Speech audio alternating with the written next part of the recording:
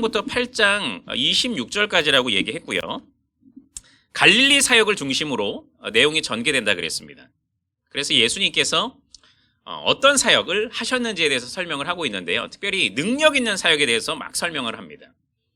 예수님께서 구약에서 예언된 그 메시아인데 하나님의 아들이시고 능력 있는 사역들을 하시는 거죠. 그렇죠? 그래서 예수님이 누구이신지를 설명하고 변증하고 증명하고 있는 그런 내용들이 전반부를 다루고 있고요. 우리가 지금 이제 다루고 있는 후반부는 여러분 어떤 사역을 얘기하고 있나요? 유대와 예루살렘을 중심으로 하고 있는 사역. 여러분 예수님께서 지금까지 계속 어떤 의미에서 보면 높아지셨던 사역이었습니다. 능력 있게 사역하시잖아요. 그렇죠? 그러니까 마치 많은 사람들의 관심이 지금 집중되고 있는 상황입니다. 그러다가 대반전이 일어납니다. 여기서 어떻게 되는 거예요?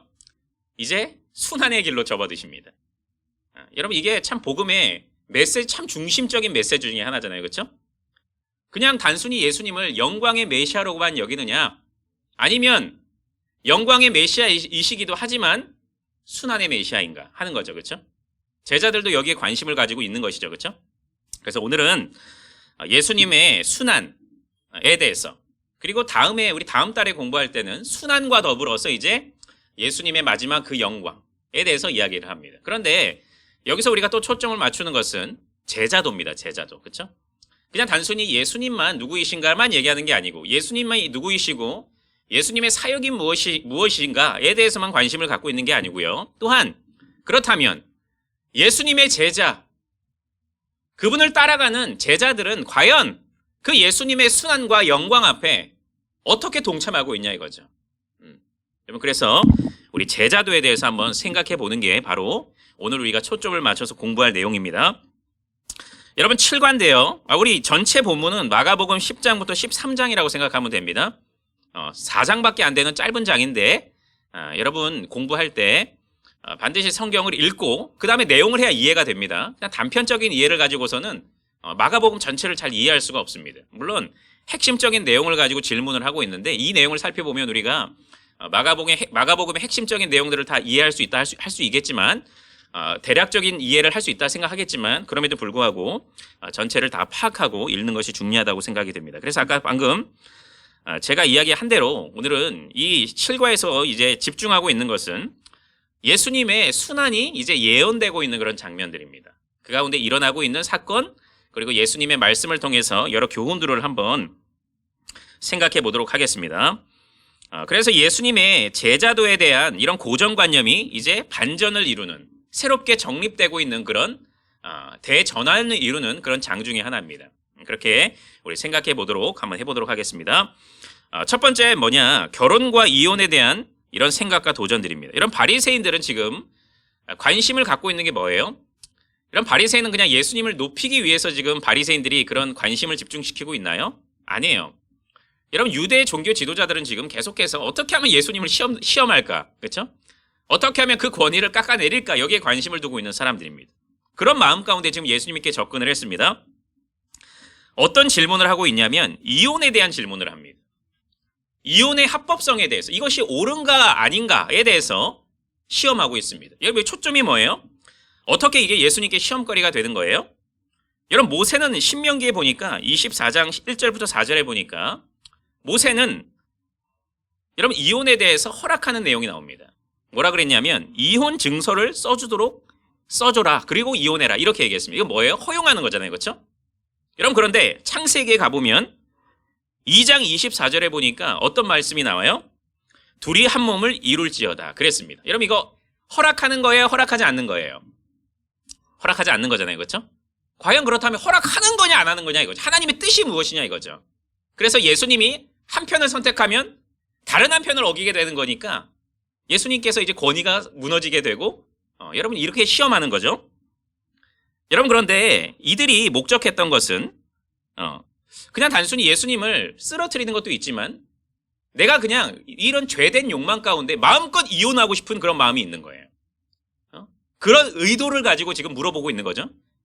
충족시키고자 자기의 의도를 충족시키고자 지금 자신들이 원하는 답변을 지금 듣고자 지금 이렇게 하는 거예요.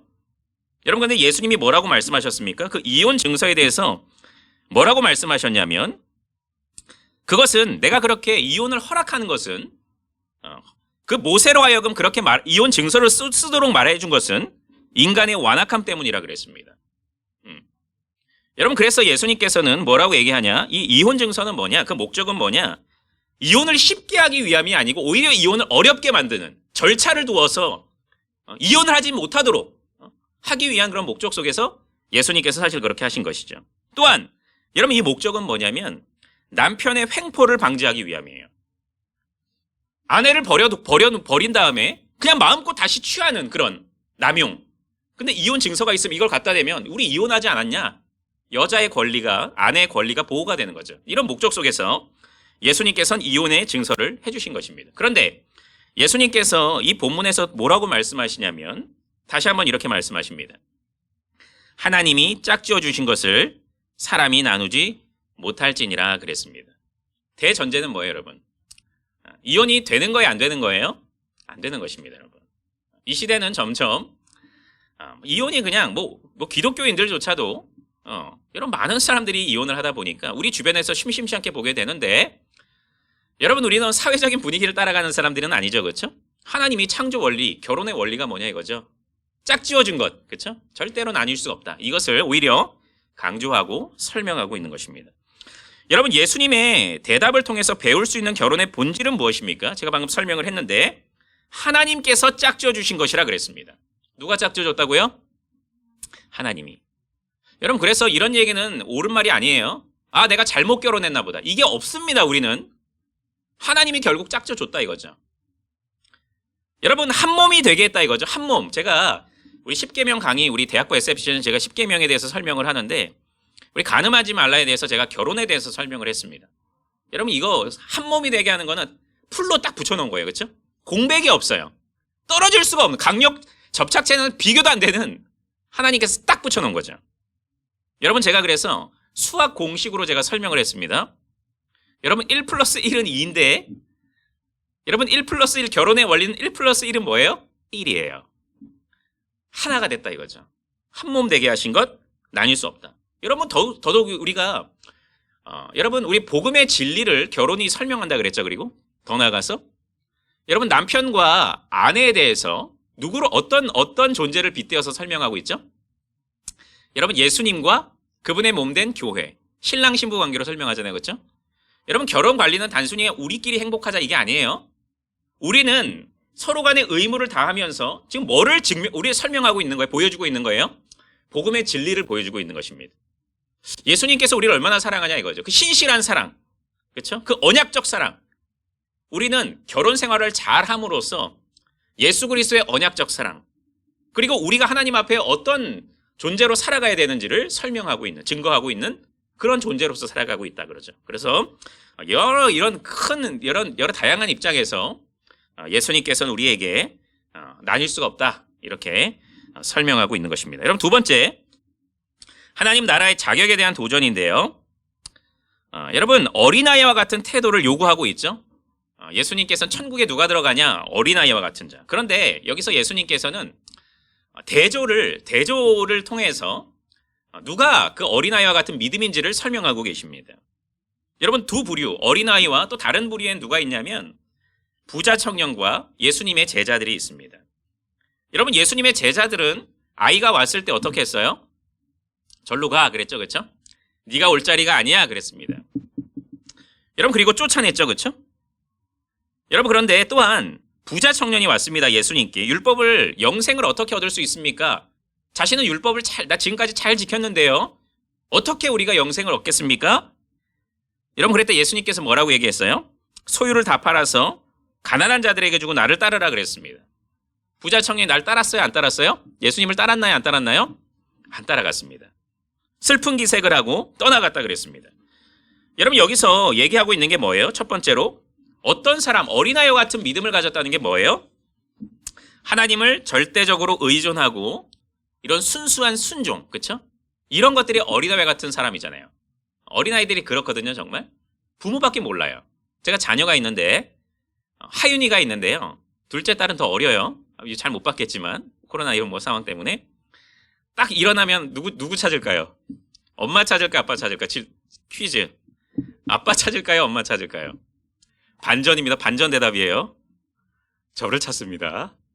어쨌든 이거 제 자랑하려고 하는 건 아닌데 부모를 찾는다 이거죠. 부모를.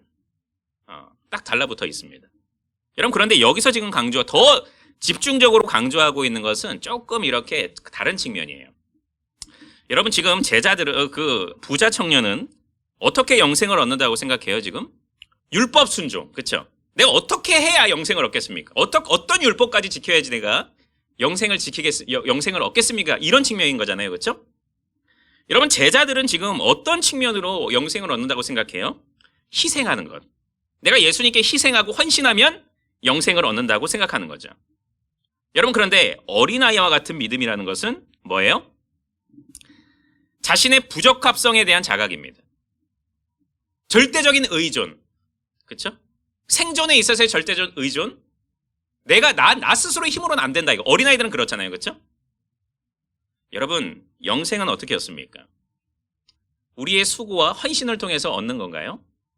아니에요, 여러분. 여기서 강조하고 있는 건 뭐냐면 하나님의 은혜로 말미암는 구원. 물론 우리가 우리의 자세가 어떠해야 되는지를 이야기하지만 더 궁극적으로는 오직 은혜로 말미암아 구원받는다는 사실을 오히려 더 강조하고 있는 본문이 이 내용이 바로 그와 같은 내용이라 할 수 있습니다. 그래서 의도적으로 예수님은 지금 어린아이와 제자 그리고 부자 청년을 지금 여러분 대조하여서 지금 그 진리를 선포하고 있는 것입니다. 하나님 나라에 들어가기 위해 선행할 일이 무엇인지에 대해서 부자 청년의 솔직한 질문에 대한 대답으로 예수님은 10계명에서 기록된 수편적인 명령, 즉 인간관계 관련된 계명들을 제시하셨잖아요. 그렇죠? 어떻게 하라 그랬어요? 가난한 자들 도우라 그랬잖아요. 여러분 예수님께서는 여기서 지금 의도적으로 1계명부터 4계명을 얘기하지 않았어요. 1계명, 4계명을 여러분 얘기한 게 아니고 오히려 몇 계명을 얘기하는 거예요. 예수님은 오히려 5계명부터 10계명. 이웃사랑에 대한 것, 수평적인 것. 이런 마치 이것 조금 우리가 잘 생각해 봤을 때는 이상하다. 하나님을 따르라고, 하나님을 섬기라고 하나님과 인간의 관계 수직적인 측면을 말씀해야 될 것 같은데 오히려 수평적인 관계로 이 내용을 진리를 선언하고 있습니다. 왜 그랬을까요? 예수님께서는. 왜 예수님께서는 1계명을 얘기하지 않았을까요? 너는 나 외 다른 신을 섬기면 안 된다. 그게 바로 영생을 얻는 길이야. 왜 이렇게 얘기하지 않고 다른 사람들을 섬겨라라고 얘기했을까요? 뭐라고 생각하십니까, 여러분? 여러분, 하나님 사랑, 이웃 사랑이 떨어질 수 있는 계명인가요? 아니에요, 여러분. 하나님 사랑과 이웃 사랑은 뗄래야 뗄 수 없는 관계입니다. 여러분, 이웃 사랑이라고 하는 계명은 하나님 사랑이라고 하는 그 계명 실천의 토대 위에 서 있습니다. 하나님을 진정으로 사랑하고 섬기는 자들만이 진정으로 하나님이 받으실 만한 이웃 사랑을 실천할 수 있다 이거죠. 여러분 이건 뭐예요? 그러니까 너가 진실된 믿음이 있느냐? 다른 사람의 행위들이 잘 나타나고 있느냐? 너 그러면 그 자체가 여러분 하나님 사랑의 증명이 되는 거잖아요. 그렇죠? 이걸 지금 연결해서 설명하고 계시는 거예요. 하나님 사랑을 무시하고 있는 게 아니에요. 지금 예수님은. 오히려 여러분 야고보 사도가 뭐라 그래요? 행함이 없는 믿음은 죽은 믿음이라 그랬잖아요. 그렇죠? 봐라. 다른 사람들을 정말 그 믿음의 토대 위에서 섬기는 것. 그게 진짜 제자고 중생인의 삶이다. 라고 얘기하고 계시는 것이죠. 그렇죠? 그래서 이렇게 이와 같은 큰 관점에서 지금 설명하고 계시는 겁니다. 성경시대 유대 문화에서 부유하다는 것은 하나님의 호의와 축복의 상징과도 같다. 그렇죠? 구약에서 보면 뭐 장수했다. 아니면 뭐 복을 받았다. 이런 내용들이 주를 이루잖아요. 이런 배경은 부자가 하나님 나라에 들어가기 어렵다는 예수님의 말씀을 듣는 제자들이 매우 놀라는 모습을 이해하는데 도움이 된다. 여러분 왜 그랬을까? 제자들 중에서도 사실 부자가 있었습니다. 여러분 어부도 어떤 의미에서 보면 뭐 세리도 있었고 그랬는데 많은 부를 축적한 사람들도 있었습니다. 여러분 이게 얼마나 충격적이었겠어요? 그러면 나도 못 들어가는 건가? 부자? 구약에서 보니까 부자들 하나님이 복 준 사람들은 구원 받는 것처럼 이야기하는데 멘붕이 왔습니다. 여러분 그리고 뭐라고 얘기합니까? 그렇다면 누가 구원을 얻을 수 있겠습니까? 이게 뭐예요? 여러분 구원의 부적합성을 지금 자각하고 있는 장면입니다. 예수님께서 지금 뭘 계속 얘기하는 거예요? 우리가 외적인 어떤 그런 상황이나 외적인 이런 것들로 구원받는 게 아니고 하나님의 은혜로 말미암아. 뭐라고 얘기해요? 그래서 사람으로는 할 수 없으되 하나님으로서는 다 할 수 있느니라 라고 예수님이 대답하시거든요. 여기서 여러분 여기서 구원에 있어서의 우리의 공로가 아닌 하나님의 은혜임을 지금 계속해서 강조하고 설명하고 있는 것입니다. 그래서 여러분 기억하시면 되겠고요. 메시아 역할의 기대에 대한 도전인데요. 예수님은 세 차례에 걸쳐서 제자들에게 자신이 겪게 될 죽음과 부활에 대해서 이야기하는데 제자들은 매우 놀라게 여겼습니다. 여러분 왜 그랬을까요? 왜 놀랐을까요? 여러분 잘 알고 계실 텐데. 여러분 이들은 예수님을 메시아로 알았어요, 몰랐어요? 제가 여러분에게 먼저 질문을 할게요. 여러분 예수님의 제자들은 예수님께서 메시아인지 알았을까요, 몰랐을까요? 구약에서 예언된 메시아인지 알았습니다. 그런데 메시아관이 잘못되어 있었던 거죠. 메시아인 줄 알았는데 정치적인 메시아관을 가지고 있었잖아요. 영광 받는 메시아. 그렇죠? 모든 것을 통치하고 다스리는 메시아. 그리고 우리는 어떤 존재예요, 이제? 내가 예수님 따르는 제자니까 나도 이제 영광을 누리게 되는 거잖아요. 그러니까 매우 놀라게 되는 거죠. 충격을 받고 오히려 꾸짖게 되는 일들까지 일어나게 되는 것이죠. 여러분 제자도에 대한 가르침이 이제 계속해서 이어지는데 마가복음 10장 32절에 보니까 예수님이 예루살렘과 십자가를 향해 나아가시는 모습을 이렇게 설명하고 있습니다. 표현하고 있습니다. 예수님께서 그들 앞에 서서 가시는데 그랬습니다. 여러분 이게 어떻게 제자도와 연결이 될까요? 여러분 이거는 두 가지로 설명할 수가 있겠습니다. 여러분 예수님께서 앞서간다는 건데 서서 가신다는 건데 그 뒤에 지금 누가 따라가고 있어요? 제자가 따라가잖아요. 그렇죠? 같은 길을 걷는다 이거죠. 예수님께서 고난 받듯이 제자들도 고난을 받는다 이거죠. 그런데 중요한 것, 여러분 제자가 앞으로 가요?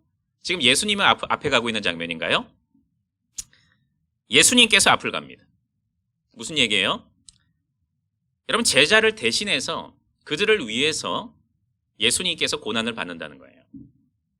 이게 은혜 아니에요, 여러분? 우리한테 다 앞장서라 너희들. 이게 아닙니다.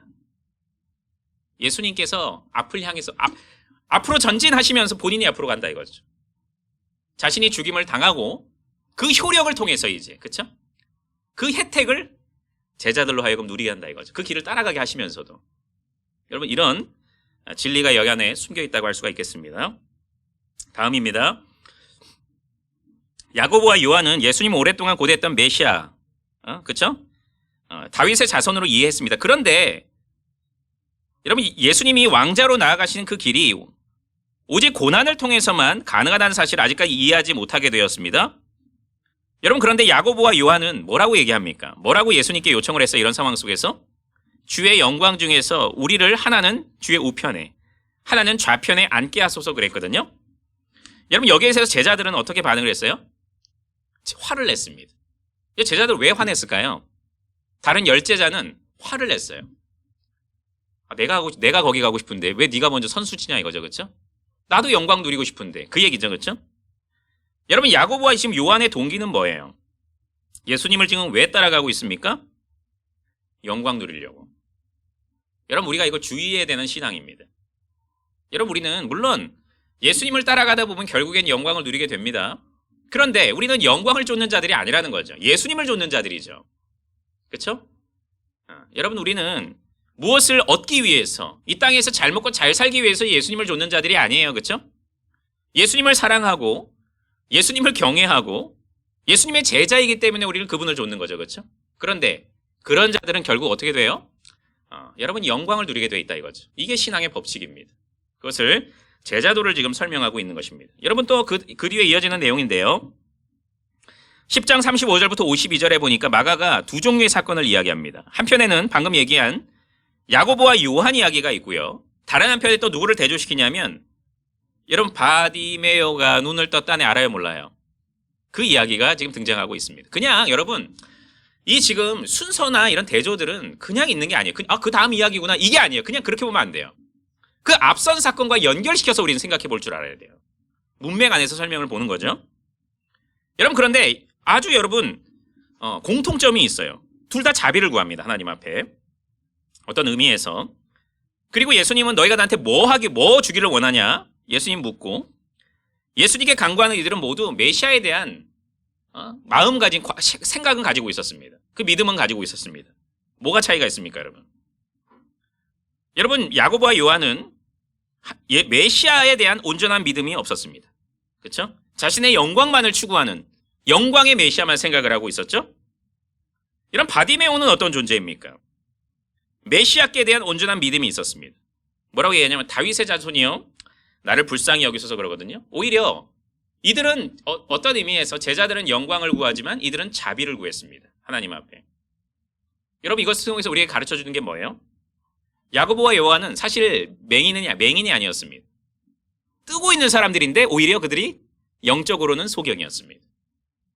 그런데 바디메오는 어떻습니까? 그는 진짜 소경 맞아요. 앞이 안 보이는 사람이에요. 그런데 영안이 열려있던 사람이었죠. 예수님께 자비를 구하는 사람이었고 하나님의 은혜를 구하는 자가 바로 바디메오였습니다. 여러분 이걸 통해서 또한 제자도를 계속 가르쳐주는 거죠. 진정한 믿음이 뭐냐 이거죠. 진정한 제자도가 무엇이냐 이거죠. 하나님께 영광을 구하는 게 아니고 자비와 은혜를 구하는 자가 바로 예수님의 제자임을 설명하고 있는 것이죠. 우리 다음 과로 넘어가도록 하겠습니다. 우리 계속해서 이렇게 이제 예수님의 고난과 제자도에 대한 어떤 집중 내용들이 이렇게 집중적으로 이렇게 내용이 초점이 모여지고 있는 것이죠. 여러분 이제 예수님께서 예루살렘으로 입성하고 또 여러분 심판을 선언하는 그런 내용들입니다. 이 8관은 마가복음 11장부터 12장이에요. 그렇게 여러분 생각하면 되겠습니다. 이제 그리스도의 십자가라고 하는 이 대속 사건을 향하여서 내용이 모여지고 있습니다. 초점을 맞추고 있습니다. 예수님께서는 고난과 죽으심에 대해서 예고를 하고 계시고요. 예수님께서 입성하셨을 때 영광을 받지만 이제 종교 지도자들이 거세게 도전하고 그에 대한 비판을 쏟아내고 있는 핍박하는 그런 내용들이 이제 등장합니다. 예수님은 또한 이제 그 안에서 제자들에게 계속해서 가르쳐 줍니다. 제자도에 대해서 교훈을 하고 있는 내용이죠. 천국 복음을 또 이야기하는 것이죠. 여러분 이런 큰 맥락 속에서 세 가지 사건으로 우리는 요약해 볼 수 있죠. 예수님께서 입성하시고 성전을 깨끗하게 하시는 그런 사건, 그리고 또 예수님의 어떤 가르치는 그런 내용들이 이 안에서 등장하고 있습니다. 여러분 첫 번째 질문을 한번 생각해 보겠습니다. 구약의 내용들이 있습니다. 여러분 살펴보는 대로 시편과 이사야와 이런 내용들이 있는데요. 구약 성경에 이런 본문이 고대하고 있는 내용이 무엇입니까? 이 본문이 예수님께서 입성하시는 그 장면과 어떻게 연결이 되냐 이거죠. 여러분 우리는 이런 좀 넓은 시각을 가질 수 있어야 돼요. 단순히 그냥 우리 구속사를 얘기하잖아요. 그렇죠? 구속사가 뭐예요 말하자면? 구약에서 구약과 신약이 좀 연결되는 거잖아요. 그렇죠? 여러분 왜 구약과 신약이 연결될 수밖에 없어요? 예수님을 얘기하니까요. 성경은. 구약도 예수님을 얘기하고 신약도 예수님을 얘기하니 주인공이시니까 당연히 구약과 신약이 연결될 수밖에 없어요. 이런 장면들을 지금 계속해서 우리에게 그 초점을 맞추고 있는 거예요. 여러분 시편에 보니까 이렇게 얘기하고 있습니다. 118편 여호와여 구하옵나니 이제 구원하소서. 이제 형통하게 하소서. 여호와의 이름으로 오는 자가 복이 있다 그랬습니다.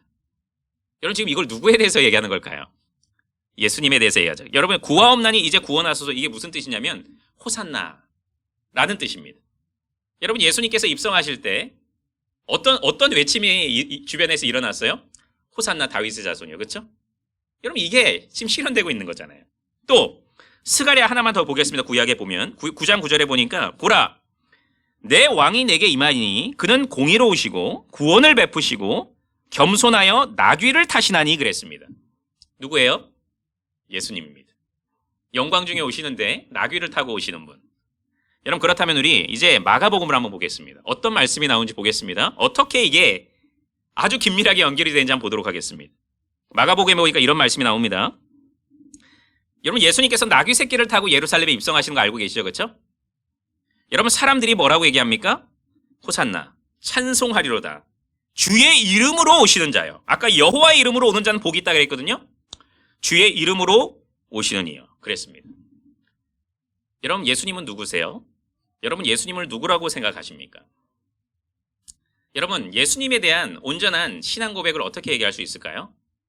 여러분 나사렛 예수 그리스도입니다. 우린 누굴 믿느냐? 나사렛 예수 그리스도를 믿습니다. 여러분 나사렛이라고 하는 것은 뭐예요? 그분의 역사성을 믿는 거죠. 나사렛에서 출생한 분 진짜 그런 분이다. 지금 이 시대는 그분의 진짜 실존을 믿지 않는 사람들이 실제를 믿지 않는 사람들이 많거든요. 예수고요. 그리스도가 뭐예요? 그분의 직분을 얘기하는 건데요. 어쨌든 삼중직을 얘기하는데 그 사역까지 얘기하는 거거든요. 여러분 구약에서 예언된 그 메시아가 바로 이분임을 지금 예루살렘 입성을 통해서 지금 설명하고 있는 것이죠. 참 구원자고 안식을 주시는 그런 분, 그렇죠? 그런 분을 설명하고 있습니다. 여러분 마가복음 11장에 보니까 예수님께서 이제 열매 없는 무화과를 저주하시고 성전을 깨끗하게 하시고 또 무화과를 저주하신 일에 대해서 설명하는 장면이 등장하거든요. 마치 샌드위치 같습니다. 그렇죠? 무화과, 성전 척결, 무화과. 이 구조로 여러분 이 마가복음이 구성되고 있거든요. 이 장이. 이게 무슨 내용일까요, 이게? 뭘 얘기하고자 하시는 걸까요? 왜 이런 구도를 우리에게 가르쳐 주시는 걸까요? 이런 무화과 나무는 여러분 과거 구약에 보면 보통 이스라엘을 상징했습니다. 무화과 나무는 여러분 그런데 예수님께서 저주하셔서 무화과 나무 봤을 때 저주했잖아요. 여러분 당시 종교자들이 어떤 신앙생활을 하고 있었나요? 열매 없는 무화과 나무 잎사귀처럼 형식적이고 외식적인 신앙생활을 하고 있었잖아요. 그렇죠? 여러분 그게 어떻게 우리에게 보여주고 있나요? 성전에 들어가셨습니다. 여러분 성전에 들어가니까 뭐 하고 있었어요, 그들이? 지도자들이 기도의 처소인데 뭐 하고 있었나요? 매매를 하고 있었습니다. 그렇죠? 비둘기를 팔고 장사를 하고 있었다 이거죠. 여러분 이걸 통해서 그들의 신앙 상태가 드러나는 거죠. 그랬더니 예수님께서 이제 무화과 나무를 보고 또 어떻게 하세요, 이제? 여러분 심판받을 것을 얘기한다 이거죠. 이거 지금 뭐 얘기하는 겁니까? 그래서 이 무화과 나무 사건을 통해서 이스라엘의 영적 상태를 진단하고 여러분 밝히시면서 그들의 심판이 있음을 설명하고 있는 것입니다. 그래서 여러분 그런 내용으로 우리가 이 내용들을 지금 이해해 볼 수 있겠습니다. 여러분 그러므로 내가 너희에게 말하노니 무엇이든지 기도하고 구하는 것은 받을 줄로 믿으라. 그리하면 너희에게 그대로 되리라. 예수님이 이렇게 말씀하셨거든요. 여러분 이거 자칫 들으면 어떤 내용으로 들려요? 너 기도하면 무조건 다 이루어질 거야. 여러분 이게 바른 기도라고 할 수 있나요? 어떻게 생각합니까?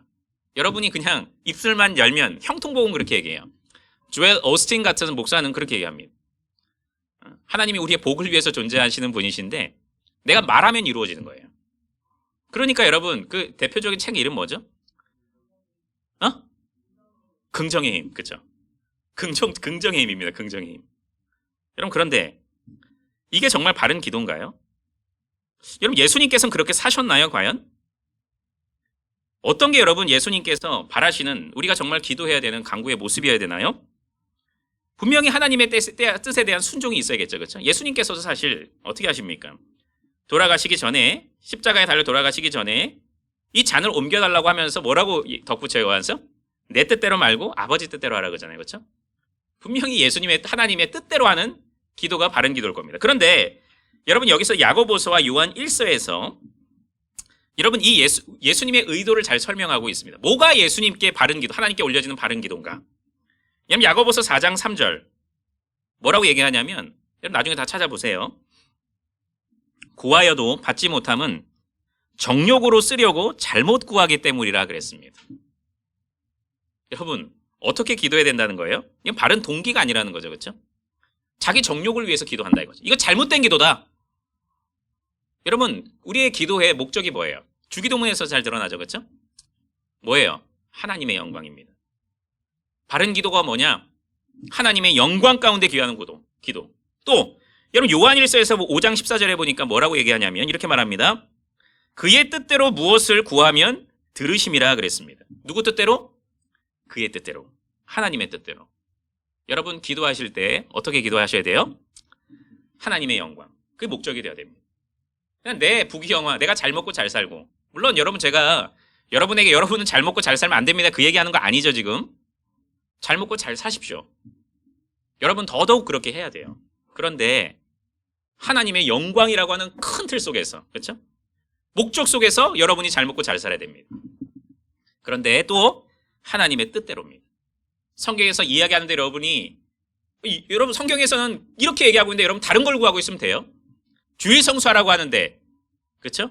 그냥 내가 잘 먹고 잘 살기 위해서 뭐 주일 성수 상관없이 아무데나 그냥 취직해도 되는 거예요? 아니다 이거죠, 여러분. 고민해 보십시오, 여러분. 우리에게 바른 기도가 무엇인지, 하나님의 영광, 하나님의 뜻임을 분명하게 이야기해주고 있습니다. 마가복음 12장에 보니까 비유가 나옵니다. 어떤 비유예요? 여러분 포도인 주인이, 이거 잘 아는 비유인데 제가 간단하게 설명하면 이렇습니다. 포도인 주인이 포도원을 만들고 나서 농부에게 맡깁니다. 그 다음에 어떻게 해요? 타국으로 떠났습니다. 그리고 종을 보냅니다. 소출을 받으라고. 내 땅이니까 그거 받아오라고 보냈습니다. 여러분 그랬더니 농부들이 어떻게 했어요? 이단 엽차게 하고 그렇죠? 확 죽이고 그랬습니다. 여러분 주인이 이제 마지막으로 누굴 보냈어요? 아들을 보냈습니다. 얘는 얘는 당연히 내가 보낸 것으로 여기고 하겠지. 어떻게 했을까요? 또 죽였습니다. 예수님이 주인이 어떻게 해요? 그들을 진멸하십니다. 여러분 여기서 상징하고 있는 인물들 누구를 지금 대변하는 거예요? 농부들은 이스라엘의 종교 지도자들. 그렇죠? 하나님이 선지자들을 종들을 보냈는데 죽였잖아요. 그런데 결국 아들을 보냈습니다. 아들은 누구예요? 예수 그리스도입니다. 죽였습니다. 포도는 뭐예요? 이스라엘입니다. 이스라엘. 여러분 하나님께서 그런데 우리가 여기서 주의 깊게 좀 봐야 되는 건 뭐냐면 소출을 거두라 그랬잖아요. 그렇죠? 뭘 얘기하는 거예요, 여러분? 여러분 자고로 열매는 포도원은 열매를 맺어야 된다는 거예요. 여러분 신앙생활은 열매 맺는 삶이 있어야 되는 거예요. 절대로 그냥 예수님 고백에서만 끝나는 지식적으로 알면서만 끝나는 신앙은 절대 신앙이 아니에요. 결국 신뢰하고 그분을 의지하면서 그분을 위해서 살아가는 삶이 여러분 동반되어야 되는 것이죠. 여러분 여기서 계속해서 이렇게 우리에게 이 비유들을 통해서 여러분 이사야 말씀도 사실 그렇습니다. 포도원 비유를 얘기하고 있는데요. 좋은 열매를 맺기를 바라시는데 그렇지 않자 황폐케 하신다는 그런 내용이거든요. 열매 없는 신앙은 심판받게 된다는 것을 강조하고 있습니다. 여러분 우리 열매 맺는 신앙생활을 해야 됩니다. 여러분 왜 그래요? 아니 근데 해야 됩니다 아니고 사실상 그럴 수밖에 없습니다. 씨앗이 뭐예요 여러분? 복음이잖아요. 여러분 믿음 안에서 뿌리를 내리고 있는 거잖아요. 그런 사람들은 당연히 뿌리 안에서 땅에서 생명력이 물이 공급되고 생명력이 공급될 수밖에 없잖아요. 여러분 제가 여러분 얘기하는 거는 우리가 사실 신앙생활하면서 잘못된 게 있어요. 우리는 그냥 열매만 봅니다. 열매. 여러분 근데 제가 이 얘기하는 열매는 뭐냐면 열매를 보는데요. 뿌리를 보자 이거죠 지금. 과연 여러분 안에 복음이 잘 심겨져 있습니까? 잘 심겨져 있으면 뿌리가 여러분 열매가 맺힐 수밖에 없는데 그게 예수님 그리스도와 연합 얘기하는 거 아니에요? 접붙임 잘 받고 있으면 너 열매 맺을 거야. 그거잖아요 사실. 그렇죠? 여러분 제가 얘기하고자 하는 건 뭐냐면 우리 주님을 잘 바라보고 의지하고 복음을 잘 붙잡자는 얘기하는 겁니다. 어떤 의미에서 보면. 그러면 열매가 맺히거든요. 어쨌든 여기서 계속해서 예수님께서는 열매에 대해서 지금 책망하고 또한 교훈하고 계십니다. 마가복음 12장에 보니까 종교 지도자들이 예수님께 질문을 합니다. 물론 그를 시험하기 위한 질문들이지만 예수님께서 여기에 대해서 답하시면서 바른 진리가 무엇인지를 설명하고 있습니다.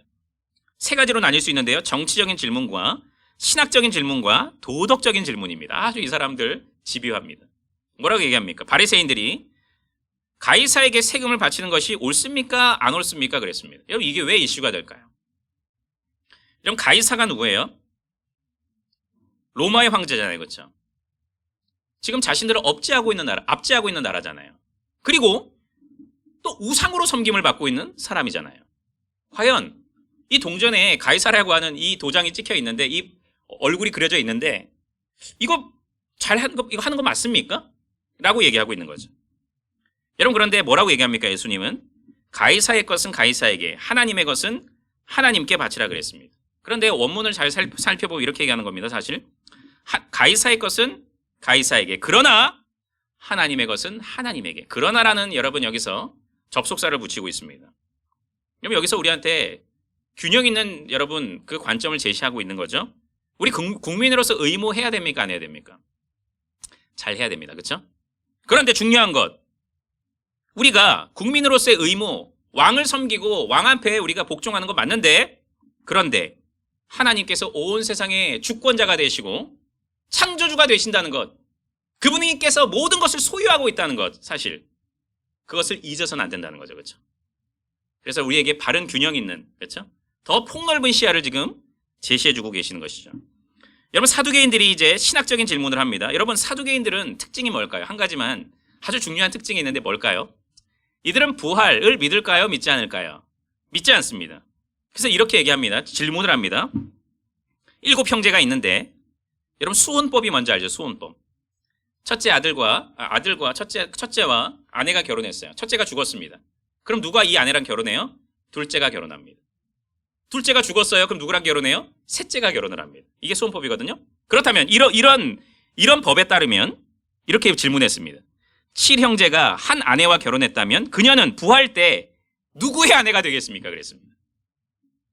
진짜 이게 너무한 거 아니야? 얘들 사두개인들 진짜. 이거 뭐라고 대답할 거예요, 여러분? 뭐지?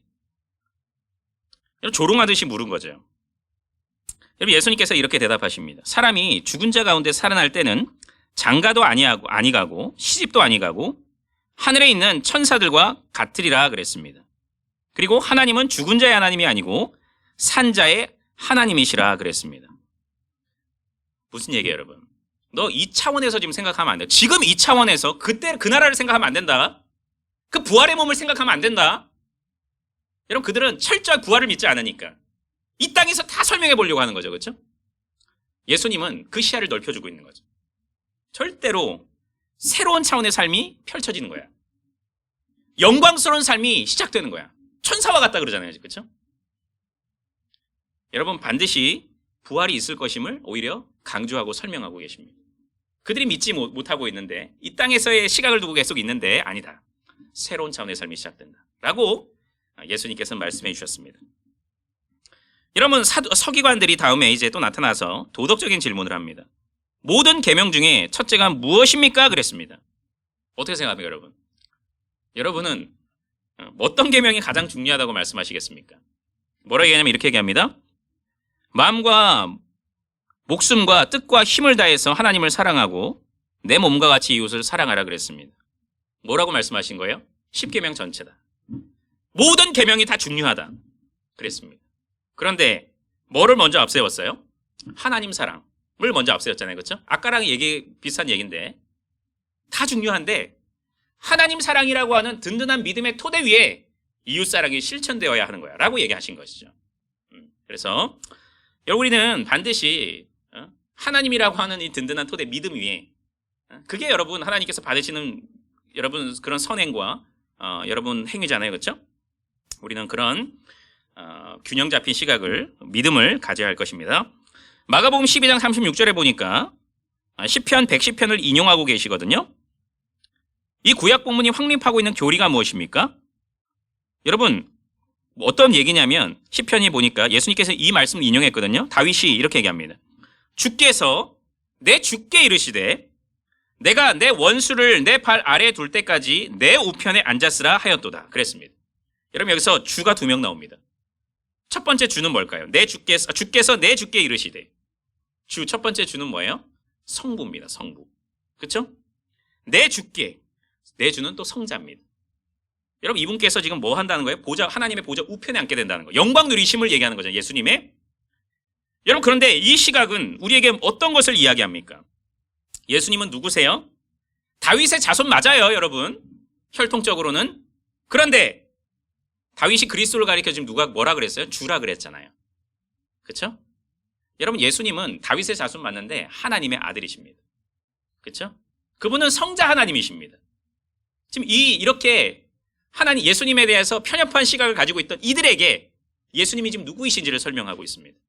다윗의 자손 맞지? 그런데 이분은 다윗조차도 주라고 부르는 하나님이셔 라는 것을 이야기하고 있습니다. 예수님께서 이렇게 가르침을 주시는 겁니다.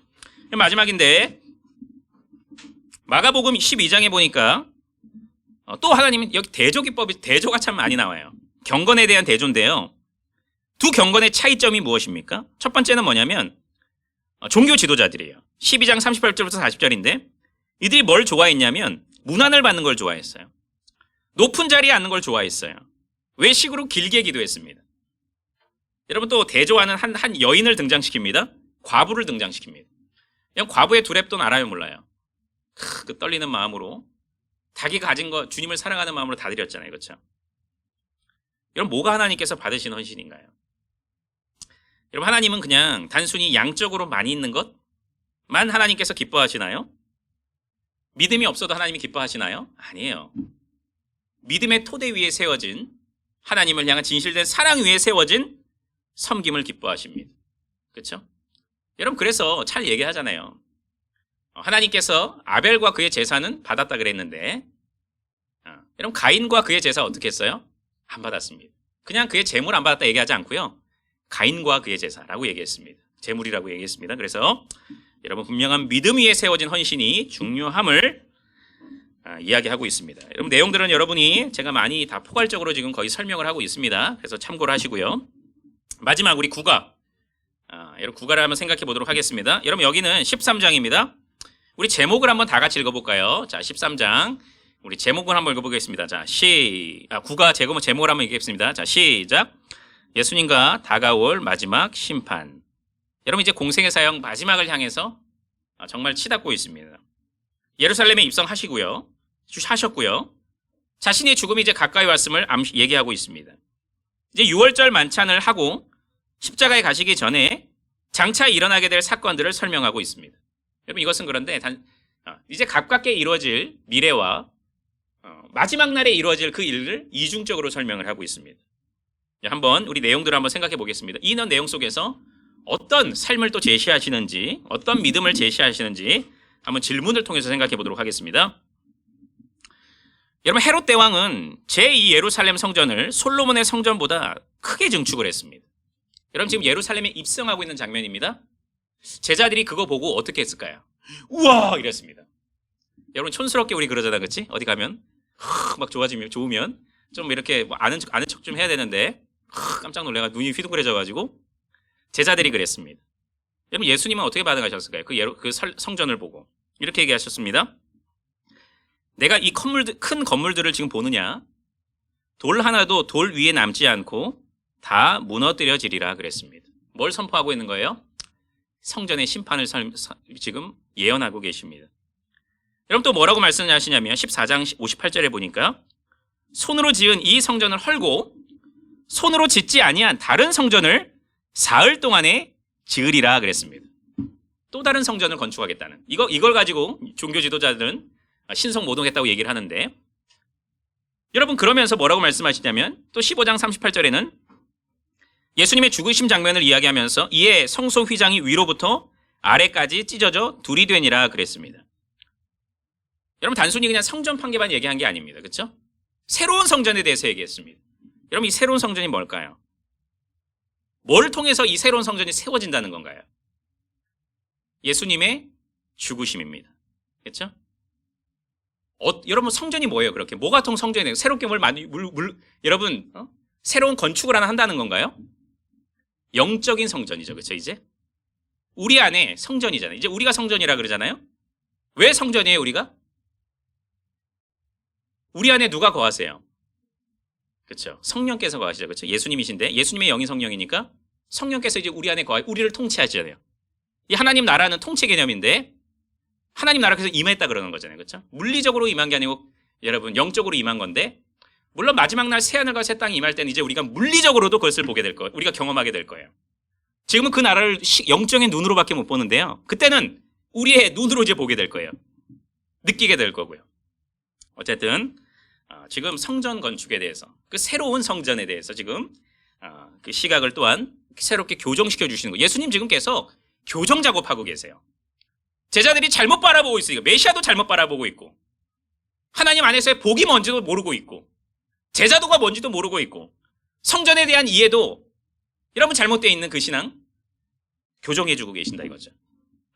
미래 성전이 무너질 것이라는 예수님의 말씀에 대한 반응으로 이렇게 얘기합니다. 제자들이 그 어느 때 일어나겠습니까? 그렇다면 성전이 무너지는데 이 모든 일이 이루어질 때 무슨 징조가 있겠습니까? 그랬습니다. 예수님께서 여기에 대해서 설명을 하죠. 그렇죠? 여러분 어떤 일들이 그렇죠? 벌어지는지 성전 파괴, 핍박, 세계 복음 전파, 자연계의 우주적 사건, 자연계 이상 변화와 예수님께서 오시고 이런 내용들을 그 징조를 설명하셨습니다. 제자들은 성전 파괴가 마지막 때를 동반하는 사건이라고 예상하지만 여러분 이들은 그랬거든요. 성전이 파괴되면 마지막 날이라고 생각했어요. 그냥 그런 종말론을 가지고 있었거든요. 예수님은 제자들의 생각을 고쳐주십니다. 13장 4절부터 37절에 예수님이 다루시려고 하는 요지가 무엇입니까? 여러분 이런 내용들을 예수님께서 지금 이들에게 선포하고 있는 게 뭘까요? 뭐라고 얘기하고 계셨어요, 예수님이? 그날이 언제인지는 알 수 있어요, 없어요? 없지만 반드시 그날은 온다. 심판주이신 예수님의 재림과 함께 그날이 온다. 여러분, 그러면서 제자들에게 지금 뭘 얘기하는 걸까요? 이거 얘기하시면서 뭘 지금 얘기하려고 하는 걸까요? 안심하라 이거죠, 여러분. 내가 고난 받는 거, 너도 지금 내 고난에 대해서 지금 얘기하고 있는데 그날 온다. 그냥 형이상학적인 개념은 아니야. 그게 실존할 거야. 현실로 이루어질 거야. 용기를 내라. 제자로서의 삶을 살아가라. 라고 지금 독려하면서 격려하고 계시는 거죠. 여러분, 우리의 삶도 이렇잖아요, 사실. 여러분, 우리 지금 마지막 시대, 종말 시대 살아가고 있는 거 맞아요? 맞죠? 우리는 무천년설을 믿는 사람들이잖아요. 예수님이 초림부터 이제 종말이 시작됐다고 믿잖아요. 종말 때는 근데 어떤 사건이 일어나요? 핍박이 있다니까요, 여러분. 신자로서의 삶에. 고난이 있다니까요. 그런데 시야를 먼 미래까지 하나님이 지금 펼쳐나가시는 거예요. 그런데 저기 끝에 찬란한 빛을 보게 하는 거죠. 영광의 날이 오는 그때. 야, 끝이 있어. 너 지금 없는 것처럼 뛰지만 터널이 아니야. 터널 끝에는 어떻게 돼? 동굴이 아니야, 동굴. 끝이 아니고 터널이야. 끝이 있다니까. 좋은 끝에가 있어. 독려하고 격려하고 계시는 것입니다. 여러분도 이런 믿음을 좀 가졌으면 좋겠어요, 우리가. 우린 예수님의 제자인데 그냥 단순히 고난받고 끝이 아니에요, 우리는. 고난 끝에 있는 영광이 있습니다. 그러니까 좋은 거잖아요, 그렇죠? 바울도 그걸 소망하면서 달려간 것이고요. 여러분, 마가복음 다음에 보면 9장 13절에 보면 열방의 신실한 증인이 되라고 독려하시면서 그들에게 세 가지 역경과 세 가지 위안이 될 만한 일들이 있다 그랬습니다. 여러분, 신실한 증인이 되려면 뭐 어떤 역경이 있다 그랬을까요? 가족과 분열이 일어난다 그랬습니다. 또한 핍박이 있다 그랬고요. 이제 궁극적으로 어떻게 돼요? 죽임을 당한다 그랬습니다. 고난이 있는 거죠. 그런데 세 가지 위안이 있습니다. 증인으로서의 사명 감당. 너 그런 가운데 네가 증인으로서의 사명, 그 위대한 사명을 감당하게 될 거야. 또 뭐예요? 할 말을 주신다 그랬어요. 무슨 얘기예요? 하나님께서 우리를 도우신다는 거죠. 그래서 정말 예수님께서 그랬잖아요. 내가 너와 함께 한다 그랬잖아요. 그렇죠? 세상 끝날까지 내가 너와 함께 할게. 그랬잖아요, 진짜. 하나님 우리를 도우시니까 할 수 있는 거예요, 여러분. 고난을 어떻게 받습니까, 우리가? 우리처럼 나약한 존재들이. 우리의 욕망을 추구하고자 원하는 사람들이 어떻게 하나님의 영광을 추구해요? 우리 안에 성령이 지금 내주하고 계시잖아요. 말씀을 통해서 역사하시잖아요, 하나님께서는. 새로운 마음의 경향성을 주셨잖아요.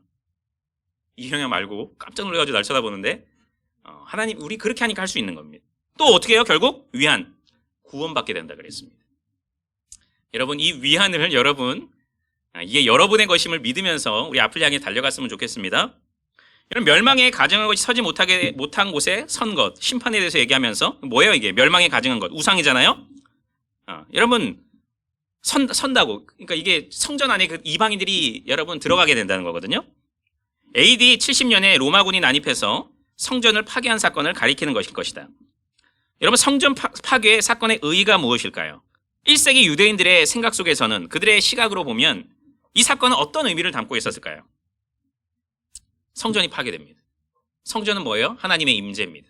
그렇죠? 그들에게 임재의 상징이잖아요. 그럼 뭐예요? 성전이 파괴된다는 건 하나님이 나 떠난다 이거죠. 하나님이 나를 버린다는 거죠. 더 이상 우리의 예배를 받지 않는다는 거죠. 우리와 함께하지 않는다는 거고, 우리를 인도하고 보호해주지 않는다는 거잖아요. 그렇죠? 여러분, 이들은 이와 같은 시각을 가졌습니다. 그 성전에 대한 그 가치, 의의에 대해서 이런 의미로 이들은 바라봤을 것입니다. 여러분, 14절부터 23절에서 묘단의 사건, 성전 파괴만이 아니고 인류 역사의 종말과 관련돼서 먼 미래에 일어날 사건을 예고적인 차원에서 가리킨다고 볼 수 있다 그랬습니다. 근거 구절이 뭘까요? 여러분, 이게 성전 파괴에 대해서 이야기하면서 계속 지금 미래와 연결시키거든요. 지금 성전 파괴, 그런데 마지막 날의 심판, 계속 지금 이 유대의 심판과 마지막 날 심판을 계속 이렇게 두 가지 측면에서 지금 바라보고 있는 거거든요. 여러분, 19절 한번 찾아볼까요? 우리 19절 찾아보도록 하겠습니다. 19절 마가복음 여러분 펴고 계시겠죠, 그렇죠? 13장 14절부터 23절 중에 19절. 자, 한번 읽어보도록 하겠습니다. 자, 시작. 하나님께서 창조하신 시초부터 지금까지 이런 환란이 없었고 후에도 없으리라 그랬습니다. 여러분 이거는 종말론적인 심판의 공식적인 용어입니다. 구약에 보면 이런 표현이 있어요. 한번 볼까요? 제가 한번 읽어볼까요? 다니엘서 12장 1절에 보니까 이렇게 얘기합니다. 이는 개국 이래로 그때까지 없던 환란일 것이다 그랬습니다. 여러분 비슷하죠? 내용이. 또 요엘서 2장 2절에 보니까 이렇게 얘기합니다. 이와 같은 것은 옛날에도 없었고 이후에도 대대에 없으리로다 그랬습니다. 여러분 이 구약의 선지자들은 지금 어떤 사건을 얘기하는 거예요? 먼 미래에 있을, 마지막 날에 있을 그 심판에 대해서 얘기하면서 얘기하고 있는 거거든요. 여러분 그런 측면에서 볼 때 지금 예수님께서 얘기하고 있는 이 사건에 대해서 성전 파괴만 얘기한 게 아니고 그때를 지금 또한 얘기하고 있다는 거죠. 지금 증거 구절로 이야기하는 겁니다. 그렇죠? 그럼 마가복음 13장 24절부터 27절에 먼 훗날에 일어날 우주적 사건에 초점을 맞춰서 시야를 확대시키고 계십니다. 또 요엘서와 다니엘서 다른 구절인데 이 두 구약 성경 본문이 확장된 문맥을 함께 생각해 보자. 이런 구약 본문이 인용하고 시사하는 바가 그 중요한 의미가 무엇인가? 여러분 여기서 마가복음에 보면 24장 26절이 있잖아요. 그렇죠? 24절과 26절. 24절은 뭐라고 얘기하냐면 해가 어두워지고 달이 빛을 내지 않는다 그랬습니다. 그렇죠? 해와 달이 지금 이제 어둡게 된다는 거. 이를 얘기했거든요. 여러분 요엘서에 보니까 2장 10절에 심판에 대해서 얘기하면서 뭐라고 얘기하냐면 해와 달이 캄캄하며 그랬습니다. 이 구약 이 본문을 통해서 이 마가복음 역시도 마지막 때를 얘기하고 있는 거, 문화를 얘기하고 있는 거죠. 그렇죠? 또 마가복음 여러분 26절에 보니까 인자가 구름을 타고 큰 권능과 영광으로 오는 것을 사람들이 보리라 그랬습니다. 예수님께서 재림하실 때 영광 가운데 오시잖아요. 그렇죠? 구약에서도 이걸 예언하고 있다 이거죠. 다니엘서 보니까 7장 13절에 이렇게 얘기합니다. 인자 같은 이가 구름을 타고 와서 그에게 권세와 영광과 나라를 주고 그랬습니다. 예수님께서 재림하시는 거, 그렇죠? 그때를 지금 구약과 또 마가복음 현장에서 지금 얘기하면서 그거 예수님 바로 마지막 날 그때 다시 오시는 것, 그거를 설명하고 있는 것이죠. 여러분 어떤 사람들은 마지막은 아니구나. 거의 끝났습니다. 마가복음 13장 28절에 나타난 예수님의 무화과나무 비유를 얘기하고 있고요. 예수님이 단지 이건 마지막 때 징조에 대한 유사한 자연현상에 빗대어서 설명하는 것이라고 우리가 볼 수 있는데요. 이 무화과나무 비유의 요점은 무엇인가? 여러분 마가복음 13장 28절에 보니까 뭐라고 얘기하냐면 무화과나무의 비유를 배우라. 그 가지가 연하여지고 잎사귀를 내면 여름이 가까운 줄 아나니 그랬습니다. 여러분 계절의 그런 그게 있잖아요. 변화들이 있는 가운데 이걸 보면서 우리가 이게 봄이 왔구나 알잖아요. 그래서 개나리가 피면 어떻게 돼요? 우리가 봄이 왔구나. 계절의 흐름 속에서 우리 자연현상들을 보면서 파악하는 거잖아요. 그렇죠? 지금 이거 얘기하는 게 뭐예요? 재림의 징조를 보게 되면 심판이 온다는 걸 알 수 있다 이거죠. 그거 얘기하는 것입니다. 아까 그 무화과나무 이스라엘의 그 멸망 그거랑 다른 거예요. 지금 이거는 자연현상을 바라보면서 우리가 파악하고 알 수 있다는 것을 예견할 수 있다는 것을 얘기하는 거죠. 그럼 다음 질문. 내가 진실로 너에게 말하노니 이 세대가 지나가기 전에 이 일이 다 일어나리라. 이게 우리 지난번에도 마태복음 할 때도 생각해 봤었는데 이게 논란의 어떤 구절들이에요. 사실 해석 차이가 많거든요. 이 세대가 지나가기 전에 이 일이 다 이루어지리라. 이 세대를 두고 이 세대가 언제냐 이거죠. 제자들한테는 우리가 죽기 전에 그러면 예수님이 온다는 건가? 임박했다는 건가? 이렇게 생각할 수도 있는 거고요. 또 많은 시각들은 아니다. 이 땅이 존속하는 동안 여러 시각들이 있습니다. 그런데 중요한 것 여기서 얘기하고 있는 건 뭐냐? 예수님 말씀의 진리가 무엇이든지 간에 우리는 천지가 다 없어지더라도 예수님의 말씀은 하나도 없어지지 않을 것을 믿는다. 여러분 예수님은 제자들이 세상에서 어려움을 경다할지라도 인류 역사를 관망할 수 있는 지혜로운 통찰력을 주고 계시는 거죠. 그렇죠? 그게 이 세대가 어떤 세대든 간에 예수님께서 분명히 오시잖아요. 그렇죠? 분명히 영광의 주로 심판의 주로 오신다는 거잖아요. 그렇죠? 그럼 제자들은 그런 시각, 우리는 그런 시각을 가질 수 있는 거죠. 이 세대가 언제든지 어떤 해석을 하든지 예수님 분명히 오신다. 그런 가운데 아까 예수님께서 말씀하신 그 위로가 우리의 위로가 될 수 있다는 거죠. 용기를 낼 수 있다는 것입니다. 동력이 될 수 있다는 것입니다. 마지막 마가복음 13장 전체에 세 가지 사건을 강조하고 있거든요. 세 가지 I로 설명할 수 있습니다. 임박함, 그렇죠? 영어 여러분이 약자입니다. 간격, 알 수 없음. 이런 미래에 대해서 이렇게 세 가지 I로 설명할 수가 있는 거죠. 성경에서 이거에 대해서 얘기를 합니다. 여러분 임박함에 대해서 여러분 나중에 찾아보세요. 30절 찾아보세요. 13장 30절. 이 세대가 지나가기 전에 이 일이 다 일어나리라 그랬습니다. 임박했다는 거죠. 그렇죠? 여러분 간격. 그런데 시간 차이가 있다. 주인이 집을 떠나서 타국으로 갔다.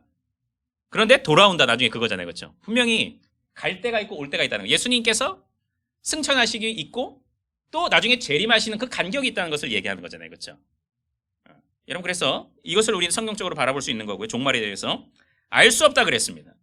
그럼 뭐라고 얘기해요? 32절에 보니까 천사도 모르고 아들도 모르고 아버지만 아신다 그랬잖아요. 그렇죠? 언젠지는 알 수 없으나 분명히 예수님께서 나중에 오신다. 그 재림이 임박했다라는 것을 우리는 알 수가 있겠습니다. 여러분 오늘 우리가 우리 마지막을 향해서 이제 마가복음에 이제 아까 전에 처음에는 우리가 전반부에서는 예수님의 어떤 능력 있는 사역을 중심으로 생각해 봤고요. 이제 예루살렘 입성과 더불어서 예수님의 고난이 사실 시작이 된 겁니다. 그렇죠? 그 안에서 제자도도 어떻게 제자의 삶을 살아가야 하는지, 우리가 받게 될 고난과 그 나중에 누리게 될 영광이 무엇인지 지금 예수님은 계속해서 지금 가시기 전에 제자들을 훈련시키고 교훈하시며 그들의 시각을 새롭게 하고 계십니다. 여러분 이런 우리가 제자로서의 시각을 여러분의 시각이 되기를 바랍니다.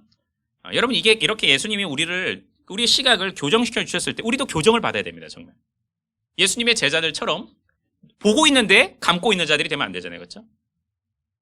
영적으로 우리는 늘 깨어서 예수님의 뒤를 잘 좇는, 하나님의 영광을 추구하는, 하나님께서 맡기신 제자의 삶을 잘 살아가는 그런 삶을 살아가야 되는 거죠. 그런 의미에서 우리도 복음 전파의 사명, 우리 SFC의 사명인데, 여러분 그런 사명을 잘 감당해야 되는 것이죠. 아무쪼록 우리 이번 11월 한 달 동안에도 여러분 게으르하게 하지 말고, 제가 요즘 의지를 강조하고 있는데 의지를 잘 갖고, 제자는 의지를 잘 가지고 있어야 돼요. 깨어서 있어야 됩니다. 여러분 캠퍼스 모임에 힘을 쓰시고 또 이제 또 수녀연신 예배, 이제 올 한 해 마지막 수녀연신 예배입니다. 다 함께 종참해서 우리 끝까지 우리 SFC의 정체성과 사명을 잘 부여잡고 유종지 미를 잘 거두는 우리 여러분들이 되시기를 우리 간절히 바라겠습니다.